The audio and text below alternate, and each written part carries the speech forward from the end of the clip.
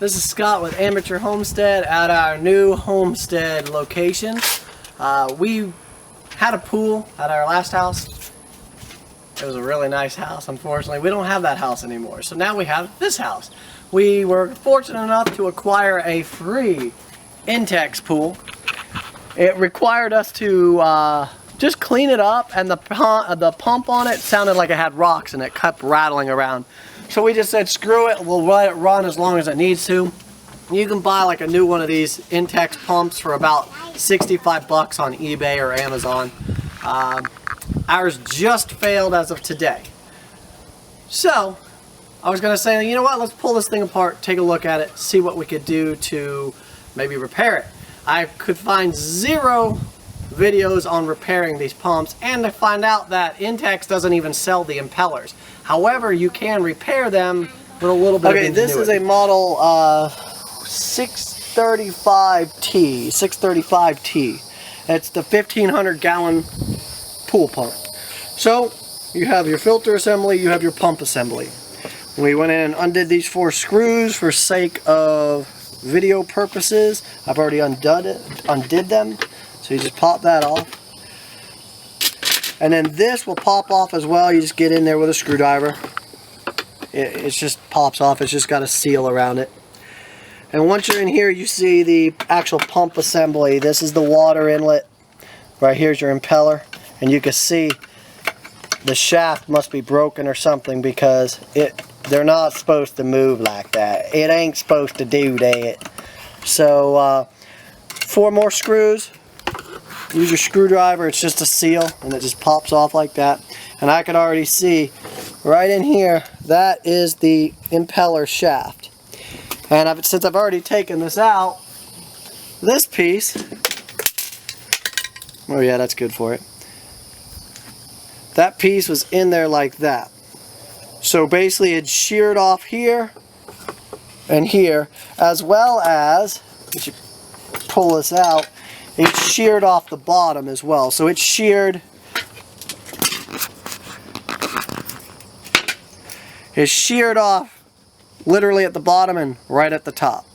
So since we can't even buy this assembly, the impeller's good, the magnet's in good shape. It's got a little bit of scrapes in it here, but we're talking about a free pool pump and we're just trying to repair it. This is some kind of a ceramic shaft. So what we're going to do is we are going to, you pull what's left of it out, and it's got like a little rubber housing gasket in there. So my thought is, if I take this, what's left of this shaft, cut it in half, put one piece there and one piece there, this will still be guided by the shaft, but inside there'll be the gap where you cut it. So in theory it should still work for at least a little while. This is not a permanent repair. This will need to be replaced eventually, but I'm just trying to get us through the next couple weeks. So what I'm going to do is I'm going to take my Dremel. You can see it's a magnetic shaft, or it's a magnetic impeller. Doesn't want to come off. I'm going to take this shaft and cut it directly in half right here. And let me go ahead and do that with the Dremel, and I'll be right back. So we took that shaft and cut it into 2 pieces. Now, I don't know if you could see, but this piece is just slightly thinner, and I'd actually want the thicker piece to go in that rubber grommet. That way it will grab better. I don't know what this thing's made out of, but I know it did not want to be cut. So I actually had to work on it for a little bit with the Dremel. As I'm cutting through, I only got about that far through it, and then all of a sudden it just fractured. I think it's some kind of a ceramic maybe, but it just didn't want to be cut. I'm going to take this new half shaft I made. I said this is the skinnier side of it. I want the side close to what I cut. We'll go ahead and just stick some glue on there just for the hell of it. Some super glue, crazy glue. Just trying to make it stick in there a little bit better. And you're going to insert this part right into there. No, don't come out.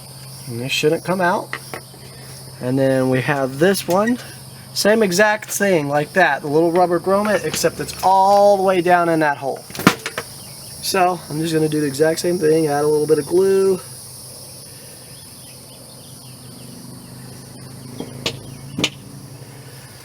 or a lot of glue.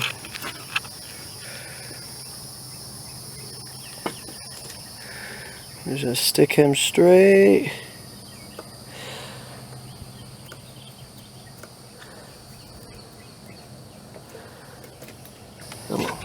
And the little white thing right there, that is the shaft. So I got it glued right into the bottom there. Alright, now there's this itty bitty little paper thin washer that I found that was at the bottom of that shaft. So it goes around the shaft and at the pretty much at the very bottom. So we're going to stick him back on. There we go. In theory, put this back in. Now it is held there by magnets, so it'll suck itself down like that basically. And see, it'll still be off-centered a little bit. And when we put this top shaft, and it won't, it's going to pull to one side or the other. It's part of being a magnet. So what we do is you're going to have to get this shaft through that hole, and then you're going to have to line everything up. So we're going to go like this, just line it in there. And once we got that, then we move it into position. And that should push down. And now if you look, come directly over it. It's hard to see, but it is perfectly lined up. Now there should be no more play. All there is spinning action. There's actually no side-to-side play. Minute side-to-side play. A whole lot less than what it was when it was loose in there. So, now we just start buttoning back up. We take these screws, put all your screws back in. They all have, looks like a little rigid lock washer, and then a washer on top of that, or below that. Should be 4 of these. What I found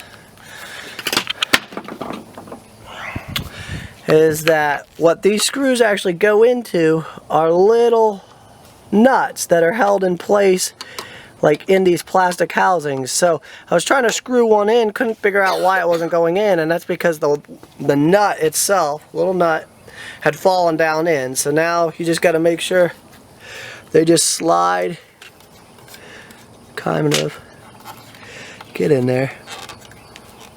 Of course it's going to make me look like an idiot.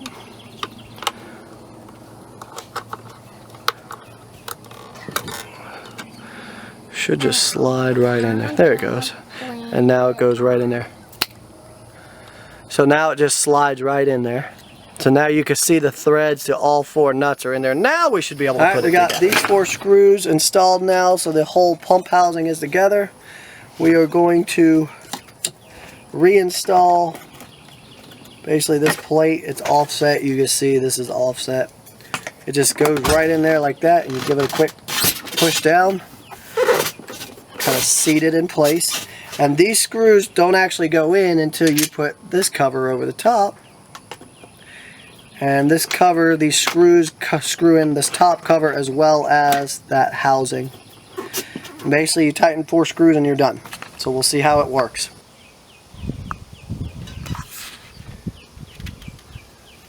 Ready? Mm-hmm. Alright, moment of truth. Did we fix it, or did we just waste about 15 minutes of time? Which really, once again, doesn't matter.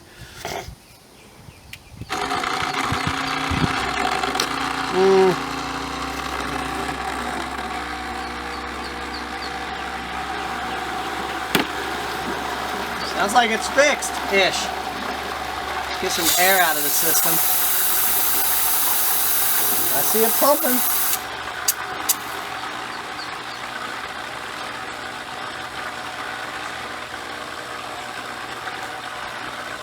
See what we're seeing.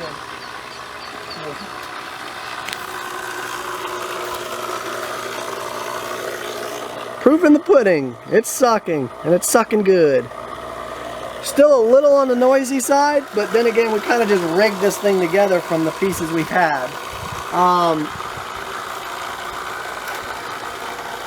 We'll keep you updated on how long it actually lasts. But once again, this is just working with what you got. If you don't have a lot of money, you work with what you got to try to make everything work. I'll keep you posted on how long this actually lasts. If I can get another couple weeks out of it, that's great, because then by then my new pump will get here and the problem is solved. I just didn't want the pool turning green with all this green slime shit that's already floating in it after literally like a day of the pump not working. You gotta love the Florida sun. That's about it. This is Amateur Homestead on our rigged up Intex pool 1500 gallon 635T pump fix. It was just the impeller shaft. The impeller and its magnet was fine. The shaft itself, the ceramic shaft, was what was broke. We rigged it together. We tried to make it work. We'll see how long it works for. I'll keep you updated. Thank you. Have a good day.